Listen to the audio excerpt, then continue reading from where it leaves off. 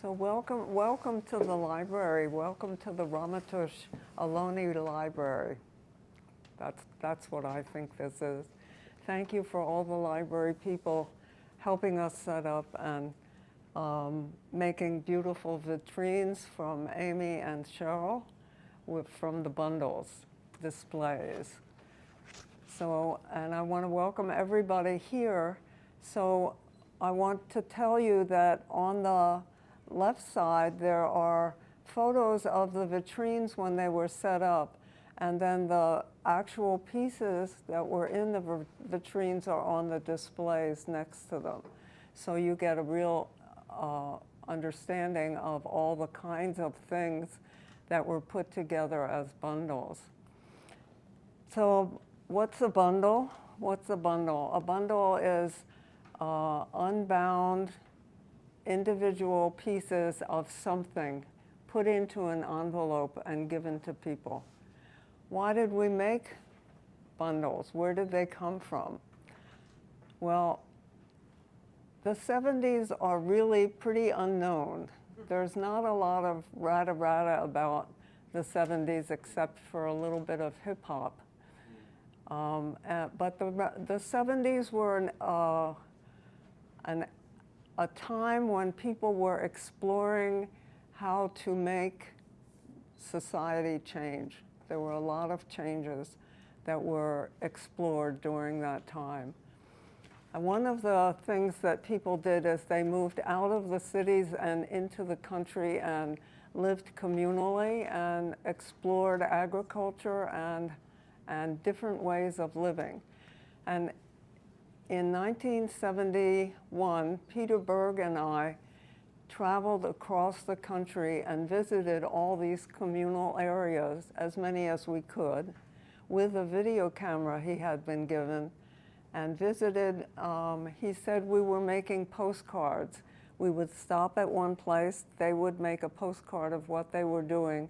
We would take it to the next place and show them, and those people would make another postcard.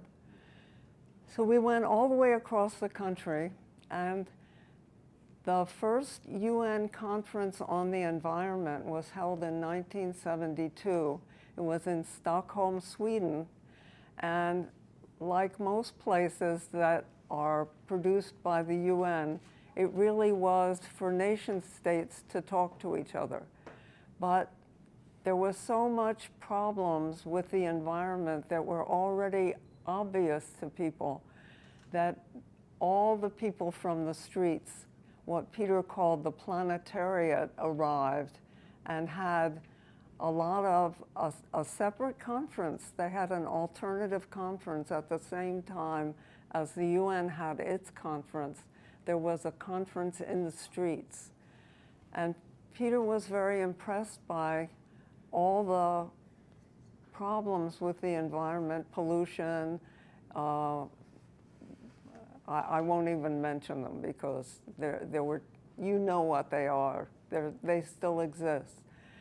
We came back across the country, and when we came back to San Francisco, we wanted to make a network of all the people we had visited because it seemed like if they got together, they could make big changes. And that's why we made the bundles. The bundles were never made by one person. They were always a coalition, a cohort of people, local people usually. The first one, which is the one that you can see with a piece of fabric, the silk screen, the first one was done in San Francisco, and it was just all the things our friends were thinking about. And then there were, and let's see, it was artists, writers, poets, scientists, indigenous people, all collaborated on most of these bundles. And each bundle was a bioregional bundle. Many of the bundles are bioregional bundles where you're looking at the place where you live and you want to know the history of it, you want to know the ecology of it, you want to know the geology of it. And people put together different pieces to represent those things. So for the people who made the bundles, it was a learning experience. They really explored the place where they lived. For the people then, after the bundles were made, Planetrum sent them to this network of people that we had visited.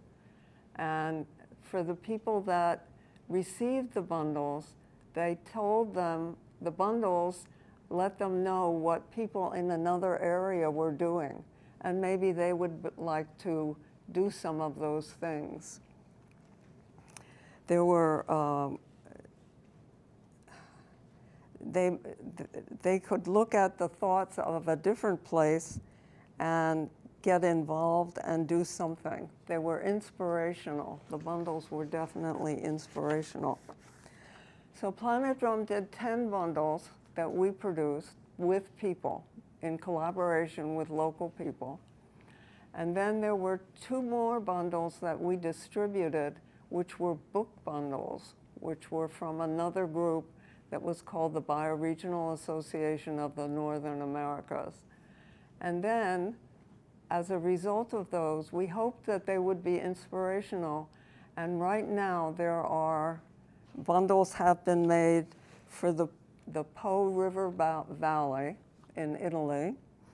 There is in one of these, I guess it's in that vitrine, there's the Hudson Estuary bundle, the first one.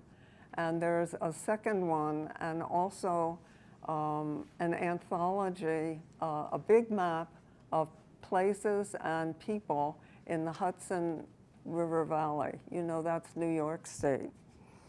And also there was a bundle that was made on the Edwards Plateau, which is outside of Austin, Texas. And that was done as as these students made a bundle. Those were students at a university that made a bundle of their local area. So I wanted to just give you some examples of inspirations. This was made for the Rocky Bundles, and it's a perpetual calendar. And it was, other people in other places have made calendars like this. Each row, one is the plants, one is the animals, one is the moon, and what's happening in any quadrant is why it's a calendar. And I wanted you to know that you can go online and see, if you go to Re-inhabiting the Hudson Estuary, they have a bundle online that you can download. You can print it out yourself if you want to. It's very contemporary. It's very happening right now. And I wanted to tell you a little story about the piece of fabric that was there. I called up the woman who had written the poem. She lives in Portland, Oregon now. She lived outside of Portland when she gave us that poem. That poem, she gave it to us. This was at a time when you couldn't go to China, but the artist in San Francisco who chose it decided paper cuts from China would be silk screened on the fabric. And we distributed them, and when you get a bundle, all the stuff kind of falls out, and you have to decide what to do with it, which is opening an opportunity to give one away to a friend or post one on the wall. And she was involved with a man named Jack Scott. I don't know if any of you have ever heard of Jack Scott. I hadn't heard of him, so I went to find out who he was. He was living in Portland. She was working with his wife in a community center. It says, this is from Wikipedia, of course. Jack Scott was an American political activist known for his concern with exploitation of athletes and race relations in sport.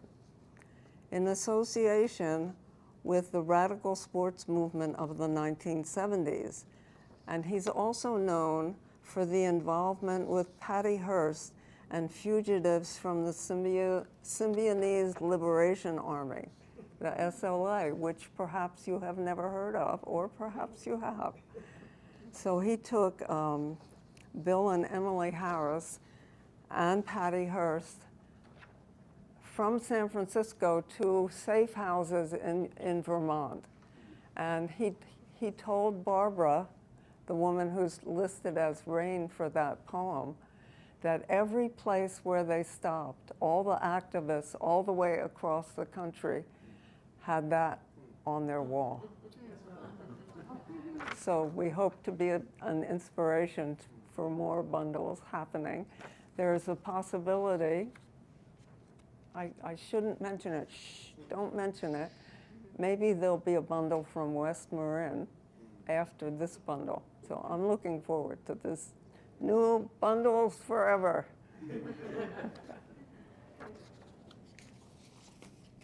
So Amy is going to talk now.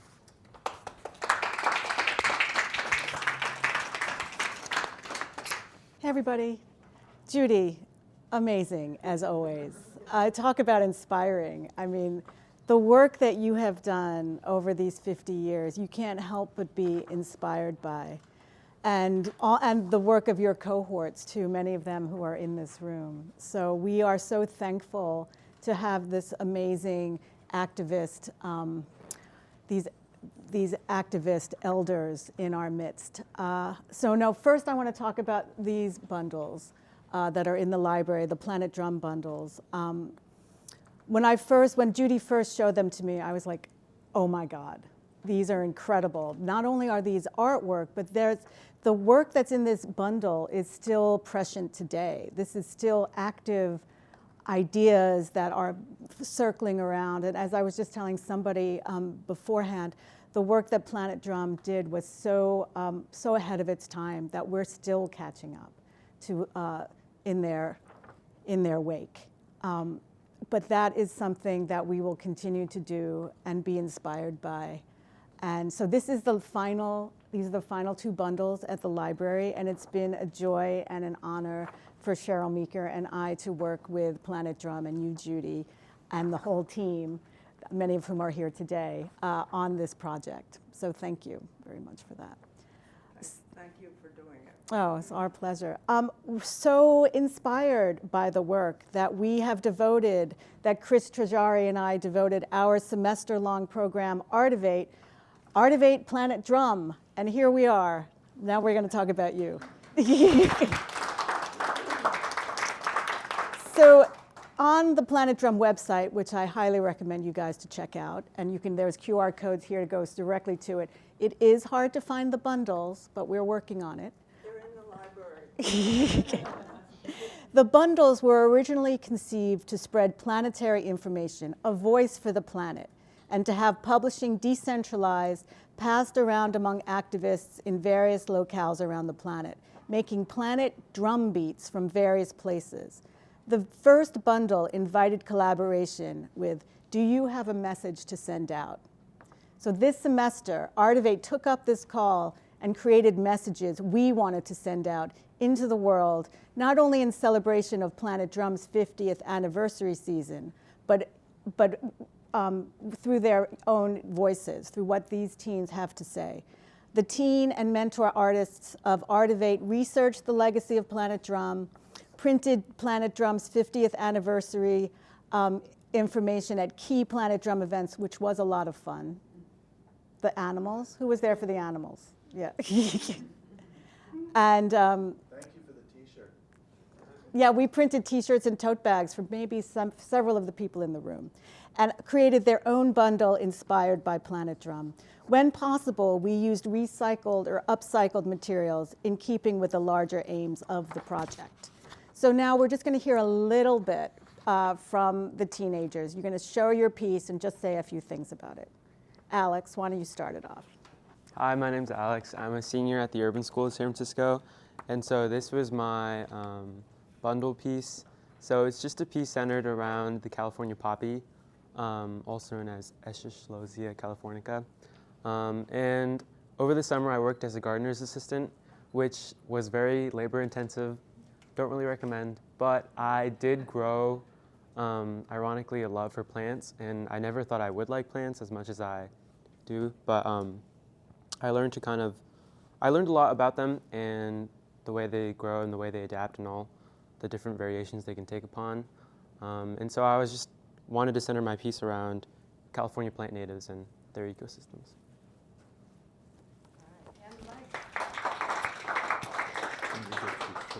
Hi, my name is Amaris. I'm a sophomore at Ruth Asawa School of the Arts for Architecture and Design, and I made a lionel print of a little house where you're able to fold up into a 3D house, and this is supposed to be like Mother Earth's house, and we're just house sitting for her, but we keep breaking things, and she gets angry by sending wild fires, and that's it. Hi, my name is Kim. I'm a freshman at Gateway High School. My piece is about the Maui wildfires that happened a few months ago in the late summer, kind of early fall. I made this collage. I painted these fires in the span of 2 nights. It's basically about how Hawaii is seen as a paradise, and how it's a very big tourist attraction, and it's not only that, but it's also land to many other natives and indigenous people of Maui. Hello, I'm Esme Charles, and I'm a sophomore at Archie Williams High School in Marin County. My piece is kind of a letter, I guess, that whoever has the bundle, gets to write out, because I was thinking about kind of the mundane things in life that a lot of us forget when we're living our everyday life that the earth kind of has given to us. And so it's basically saying, think about those things in life that comes from the earth that don't normally get to think about, and write a little appreciation to the letters, to the world. So on the back it's saying, to the world to which we owe, and then you get to write out what you want. So yeah.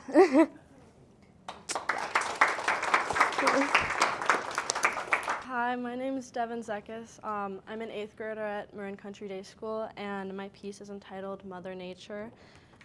It's a collage of lots of photos and memories that we found at scrap, and to me it kind of represents how me and probably everyone else is really connected by nature, and all of my memories are kind of a part of nature too. So I kind of wanted to represent that. Yeah.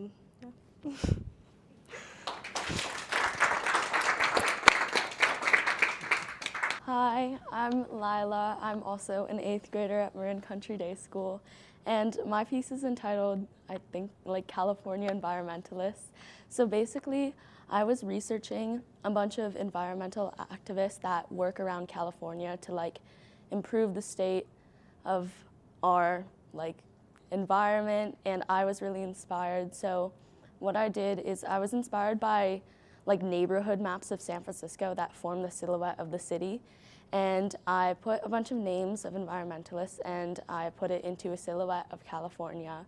And then in the middle it says, it's kind of light, but it says your name here, because anyone here probably cares about the environment, and we all are, in a way, environmentalists. So, yeah.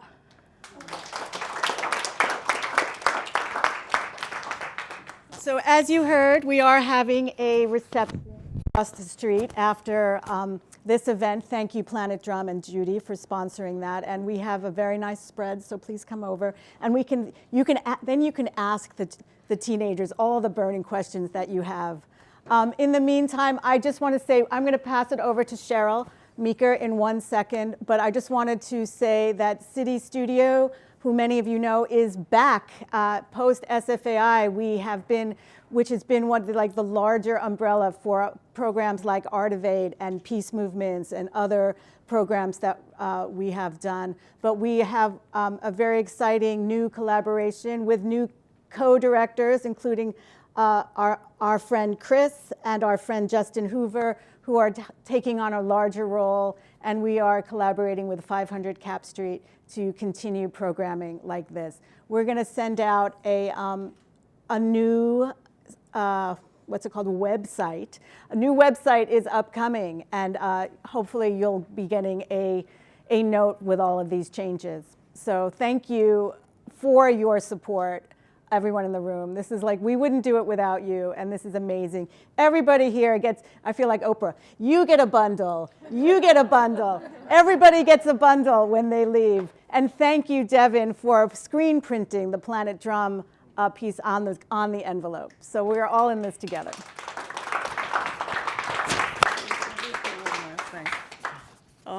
Also, one last thing is that there were extra pieces from the bundles that are here, and there are more of them. They're underneath the table. So if you want anything, please take it with you.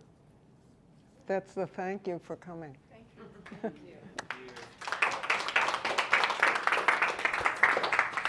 Hi, so I'm Cheryl Meeker.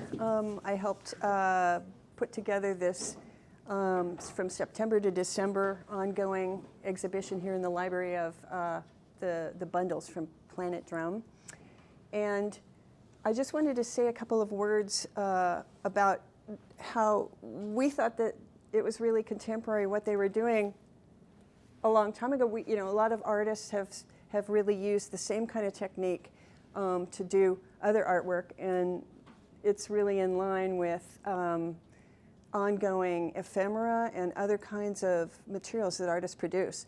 And I wanted to say too, thank you to the library, and I wanted to say a couple words about this Stegner Environmental Center. I want to read a couple things. Evidently, in 2023, the library began to evolve the environmental focus of this center towards creating a culturally affirming space for our local American Indian community as first steward of the land.